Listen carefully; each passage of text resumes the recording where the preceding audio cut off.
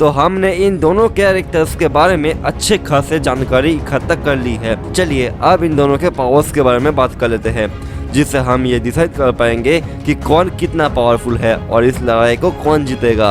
अगर हम बात करें मुजान किबुत्सुजी के पावर्स की, तो उसके पास है सुपर स्ट्रेंथ, जिसके मदद से वो इंसान तो क्या हाथी को भी गाजर और मूली की तरह काट सकता है। इसकी रीजेनरेशन पावर इतनी कमाल की है कि ये तुरंत अपने कटे हुए अंगों को दोबारा उगा सकता है।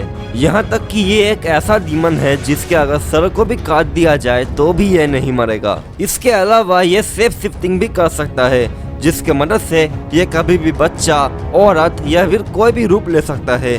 इस कला में इससे जरा माहिर और कोई भी डीमन नहीं है। इसकी स्पेशल एबिलिटीज की बात करूं तो इसके पास है ब्लड मैनिपुलेशन, जिसके मदद से ये किसी को भी डीमन बना सकता है या फिर अपना खून उसके अंदर डालकर उसे तुरंत मार सकता है, उसके शरीर के सेल को नष्ट करके।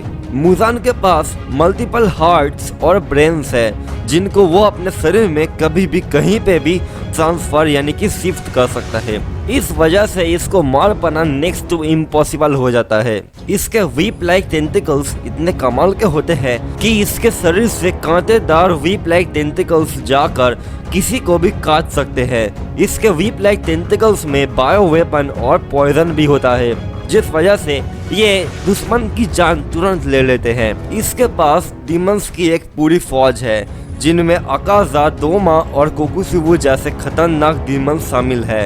ये ना सिर्फ अपने बनाए हुए डीमंस का दिमाग पढ़ सकता है, बल्कि उसके सेल को नष्ट करके उनको तुरंत मौत के घाट उतार सकता है। ये इतना ज्यादा खतरनाक है कि डीमन स्लेयर की पूरी आर्मी मिलकर भी इसको मार नहीं पा रही थी।